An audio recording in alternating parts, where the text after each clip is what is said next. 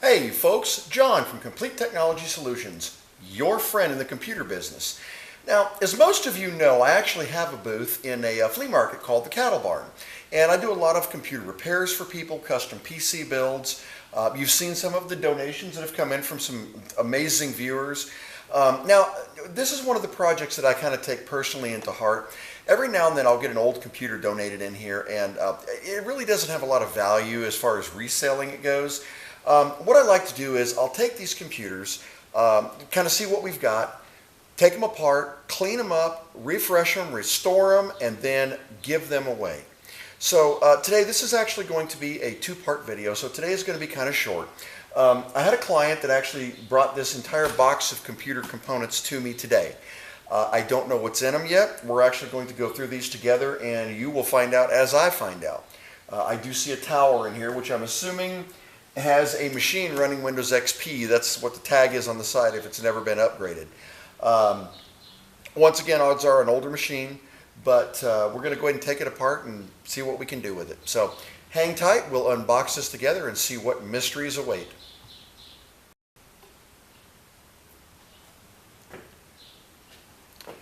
Okay folks, John back with you. Now I wanted to let you know we're testing a new audio source here. So you may notice that in this particular environment I get a lot of echo, kind of like you're in a garage.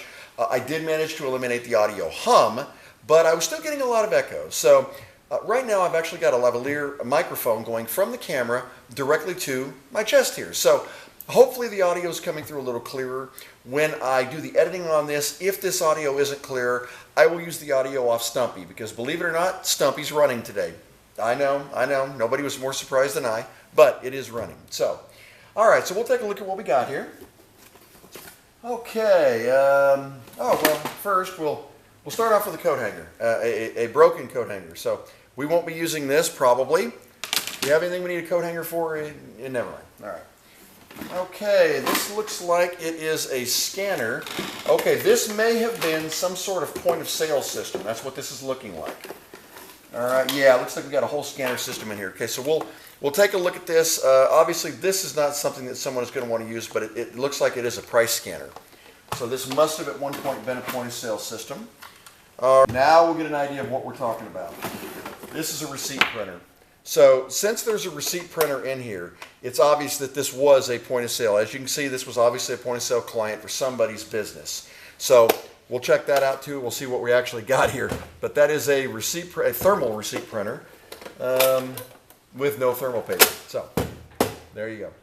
Okay, looks like we've got a couple of keyboards in here. An E-machine keyboard. Now this machine looks to be like a Dell, so this was definitely not the keyboard that came with it. It is a PS2 keyboard. All right, so not USB, so we're talking very early here. Yeah, we've actually got labels on here for price checks, overrides, and reprints the last receipt. So once again, all evidence shows that we're probably dealing with a point of sale machine of some sort. All right, got another keyboard in here. That is a generic E-machines again. No labels on this, but it is also PS2. All right. And it looks like we've got a monitor in here. Looks like a 15-inch gem. Gotta love that. Oh, we got some labels on this one. Your checks are welcome. Okay, once again, probably a retail establishment, probably a checkout. Oh, the mystery goes deeper. This says, did you clock in?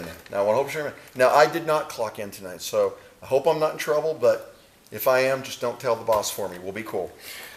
This looks like a generic standard 15-inch monitor, VGA only, and that is the plug for this power brick. I'd be willing to bet. Looky there. So, this is the power brick for this monitor. So this will be the monitor that we'll give to them, assuming it functions. If it doesn't function, I will find another monitor to give whoever this computer to. So, all right. We'll set that aside, and I bumped Stumpy there. Sorry about that, viewers. Okay, we've got,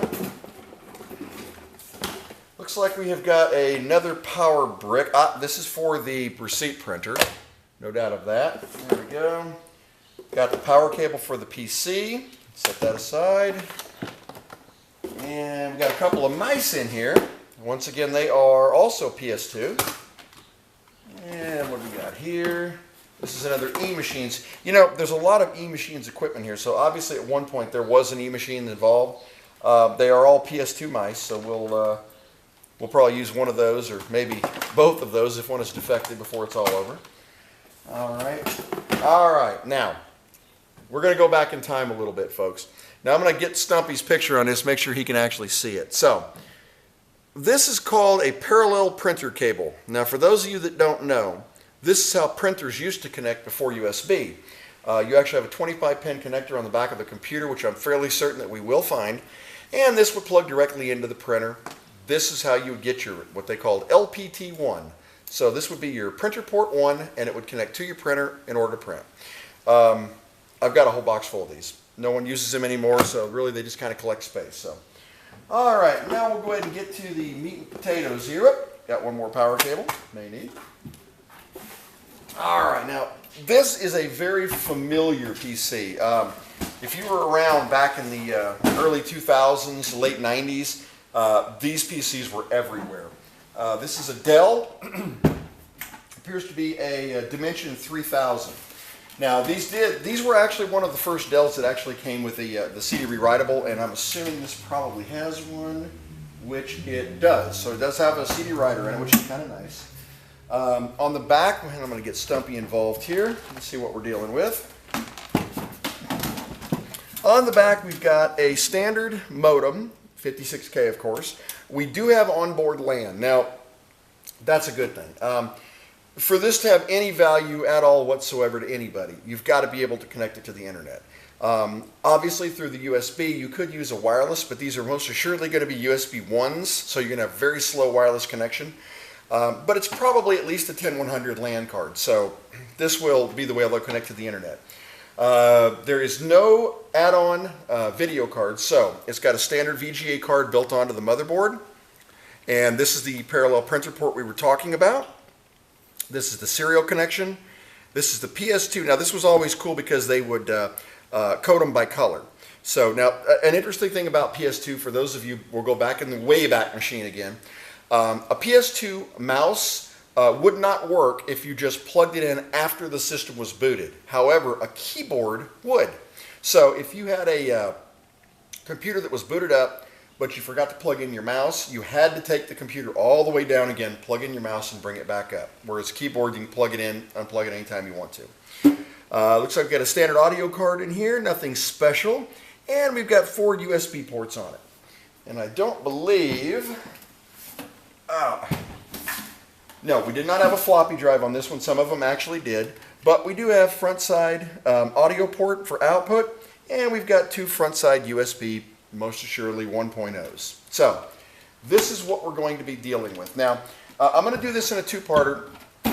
As most of you guys know, there's not a lot of value on this table, okay? But I will tell you that just because there's no value to a lot of us that are in IT or have been for a long time or demand higher end equipment, that does not mean that there's not some family out there that could use this for their kids, for homework, for basic internet surfing, okay? So what we're going to be doing, and I'll go ahead and announce this now, this is actually going to be on both my YouTube channel and directly on our Facebook page. Once we get this restored, now we're going to do the restoration tomorrow night. I'll get all the editing done. Hopefully that video will be up tomorrow. Most likely it'll probably be up on Tuesday. Once we're done doing the restoration on this and make sure that Windows is running clean, do any upgrades that we actually can to this client, if we've still got any RAM, that kind of thing that'll fit this, I am going to be giving this away on an as-needed basis on our Facebook page. So, if anybody, now, and incidentally, I will link our Facebook page down here in the description on this video and on the next video. So if you guys haven't seen it, you'll get to see a lot of my smiling face on there as well. So I do a lot of, we'll call them impromptu commercials for the different vendors in here. We did a couple of really cool things for Easter. You might get a kick out of that. And just kind of give you an idea of where we are and what I do and who we are over here. Tomorrow, I will shoot the rest of the video. We'll get it all up and posted. And then once this is on Facebook, if you're a family that is in need of a computer, just a basic computer for surfing the internet, for doing homework, there's even some basic games that run on this that are okay. All you need to do on our Facebook is let me know. If you really, really need the computer, this will be gifted to you. It will be free. So there will be no charge or nothing like that. So I will get this bad boy squared away. I will see you guys tomorrow. We'll get the new video up for cleaning this. And, you know, if this was a retail machine, you can only imagine what we're going to find in this case. So we'll see what we find tomorrow. We'll all do it together. So thank you guys for watching. Stay tuned, and we will see you tomorrow.